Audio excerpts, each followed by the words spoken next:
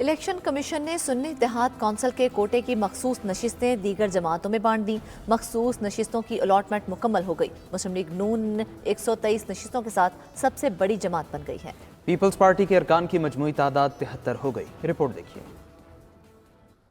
Election commission نے سنی اتحاد council کے کوٹے کی مخصوص نشستیں دیگر جماعتوں میں تقسیم کر اسمبلی میں کوٹے کے حساب سے ملنے والی 23 نشستیں مسلم لیگ نون، پیپلز پارٹی اور جمعیت علماء اسلام کو مل گئیں۔ پنجاب سے قومی اسمبلی کی 12 اور خیبر پختونخوا سے 8 جبکہ اقلیتوں کی 3 نشستیں 3 جماعتوں میں تقسیم ہوئیں۔ مخصوص نشستوں کی الاٹمنٹ مکمل ہونے کے بعد قومی اسمبلی میں مسلم لیگ نون 123 نشستوں کے ساتھ سب سے بڑی جماعت بن گئی۔ سنی اتحاد کونسل کے 92 ارکان جبکہ پیپلز پارٹی کے ارکان کی مجموعی تعداد 73 ہو گئی ہے۔ ایم کیو ایم کے ارکان کی تعداد 22 اور جمعیت علماء اسلام کے ارکان کی مجموعی تعداد 11 ہو گئی۔ آئی پی پی کے 4، M W M, Muslim League Zia, Balochistan Awami Party, B N P, National Party اور پی کے میپ کی ایک ایک نشست ہے۔ قومی اسمبلی میں 8 ارکان کی آزاد حیثیت برقرار رکھی گئی ہے۔ قومی اسمبلی کے ایک حلقے پر الیکشن نہیں ہوا، ایک کا نوٹیفکیشن روکا گیا ہے۔ الیکشن کمیشن اعلامیہ کے مطابق خیبر پختونخوا سے قومی اسمبلی میں خواتین کی 8 مخصوص نشستوں میں سے 4 مسلم لیگ نون، 2 جمعیت علماء اسلام اور 2 نشستیں پیپلز پارٹی کو الاٹ کی گئی ہیں۔